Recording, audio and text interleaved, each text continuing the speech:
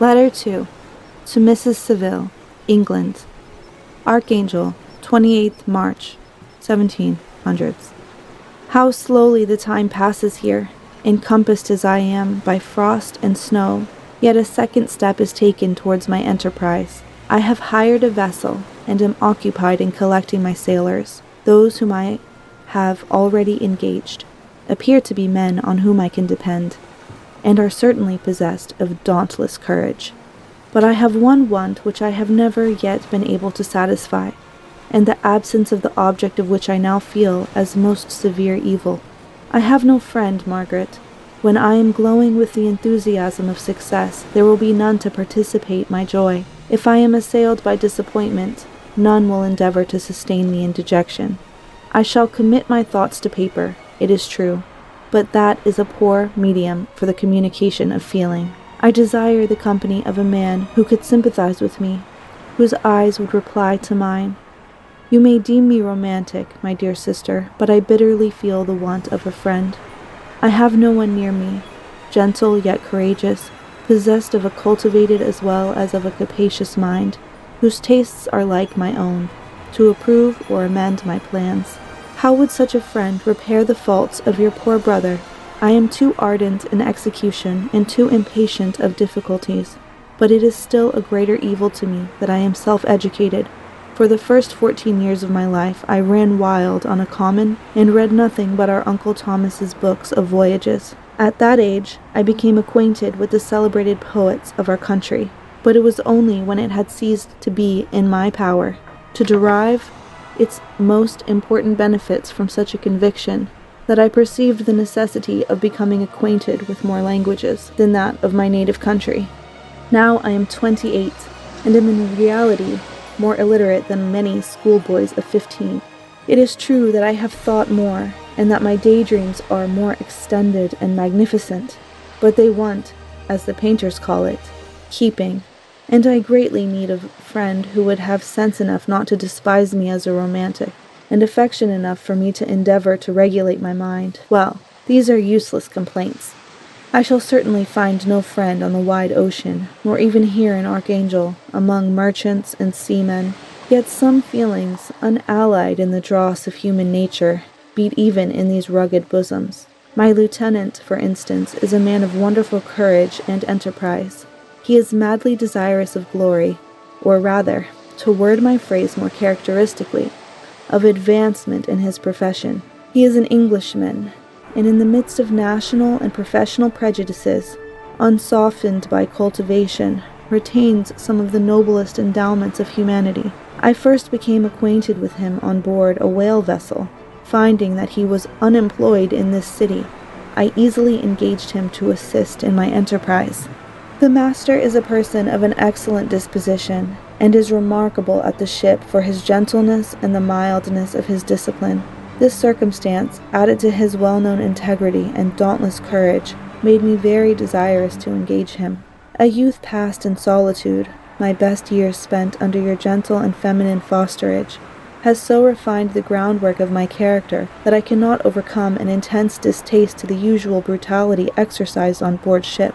I have never believed it to be necessary, and when I heard of a mariner equally noted for his kindliness of heart, and the respect and obedience paid to him by his crew, I felt myself peculiarly fortunate to be in being able to secure his services.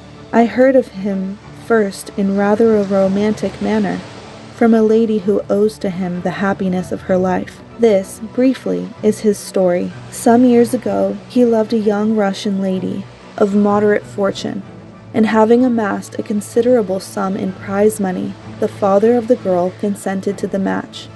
He saw his mistress once before the destined ceremony, but she was bathed in tears, and throwing herself at his feet, entreated him to spare her, confessing at the same time that she loved another, but that he was poor, and that her father would never consent to the union. My generous friend reassured the suppliant, and on being informed of the name of her lover, instantly abandoned his pursuit.